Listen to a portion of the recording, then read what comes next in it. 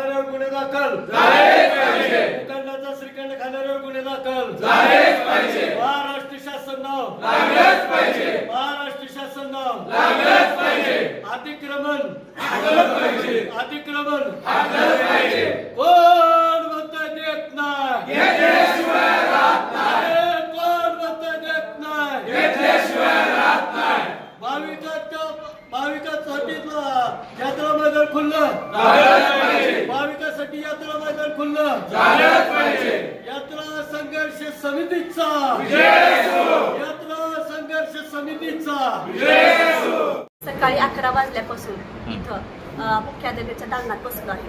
आमची ही मागणी आहे की प्रामुख्याने त्यांनी जे यात्रा मैदान आहे ते महाराष्ट्र शासन म्हणून नाव द्यावे त्याला आणि तिथे अतिक्रमण काढून टाकावे आणि जे गुन्हेगार आहेत त्यातले त्यांना कठोर शासन करावे.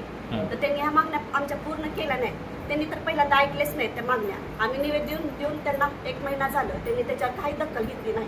म्हणून आम्ही ते आंदोलन केले. ह्याची पूर्ण सूचना त्यांना दिली होती, पण त्यांनी पूर्ण दुर्लक्ष केले आहे आणि ते आम्हाला इथे बसवून दुसऱ्या गावी गेले आहेत. तर त्यांनी जर आता दखल काही घेतली नाही तर आम्ही इथे त्याची ओटी भरू किंवा त्यांना इथे बांगड्या ठेवून जाऊ आणि जर तरीही त्यांनी ऐकले नाहीत तर आम्ही ह्याच्यापेक्षा कठोर तीव्र आंदोलन करू. ते जर आज भेटले नाही तर मग उद्या तुमची भूमिका काय असेल? ते जर आज भेटले नाही तर आम्ही उद्या येऊ. ते उद्या बी नसतील तर आम्ही नंतर परत येऊ. पण जोपर्यंत त्यांनी आमचं ऐकणार नाहीत तोपर्यंत आम्ही येत राहू तिथे. आपण किती वाजल्यापासून बसलेला आहात आणि आता किती वाजले? 11 वाजल्यापासून बसलो, आता वाजले 3 वाजले. महिलांना खूप कामे घरात असतात, ते घर सोडून भाविकांचा विचार करण्यासाठी इथे येऊन बसले. त्यांना एवढा विचार वाटत नाही की हे नागरिक आहे, त्या नागरिकांचं जरा ऐकावे, पण ते कसलंच ऐकत नाहीये. किंचितही दखल घेतली नाही याची. माननीय जिल्हाधिकारी साहेबाच्या व्यवस्थापनेखाली 7 उपजिल्हाधिकाऱ्याची कमिटी अहवाल 30/4/2026 रोजी माननीय मुख्याधिकारी यांच्याकडे सुपूर्द केला होता. 52-53 नुसार कारवाई करावी आणि 420चे गुन्हे दाखल करावे, अतिक्रमण काढावं. 30/4/2026 नंतर आम्ही आमच्या भगिनी नगरसेविका सौ प्रगती किरण लोंढे कदम यांनी 23 तारखेला महिलांनी निवेदन दिलं होतं शिवसाहेबाला की आम्ही तुम्हाला 1 महिन्याची मुदत देतो, जो 52-53 नुसार अतिक्रमण काढून अनधिकृत करणाऱ्यावर 420चे गुन्हे दाखल करावे. अजून शिवसाहेबांनी पहिल्यांदा 1 महिना आणि ही 1 महिना टाईम पिरियडही देऊन शिवसाहेब एखादा हल्या कसा पाण्यात बसतो तसा पाण्यात बसलेला आहे शिव. आज तगायतपर्यंत एका नगरसेविका ताईचं महिन्याखाली पत्र आलं असता त्या पत्राला 0 मात्र उत्तर दिलं आहे.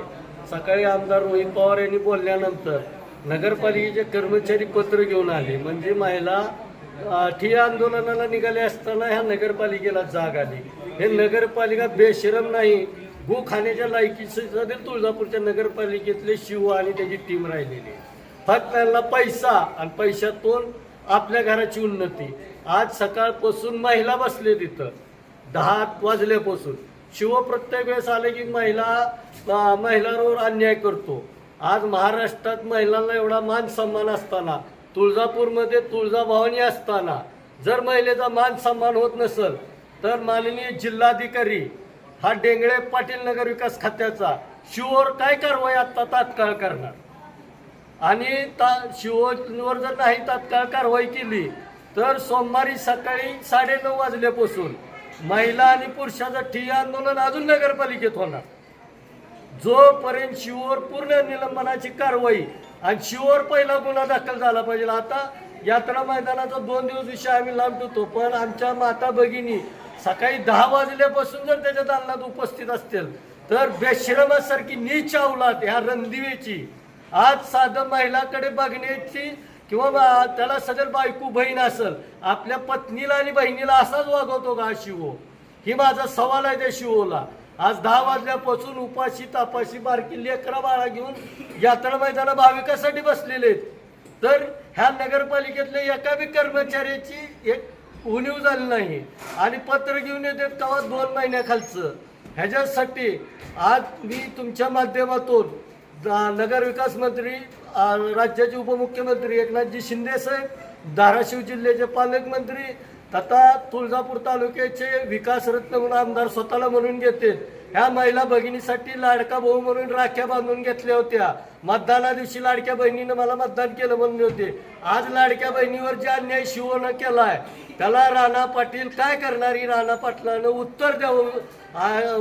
3 दिवसात काय कारवाई करणार शिवोर, आणि यात्रा मैदानावर जो त्यानं दीर्घ काळ केलेला आहे त्या अधिकाऱ्यावर काय कारवाई करणार, हा माझा प्रश्न आहे.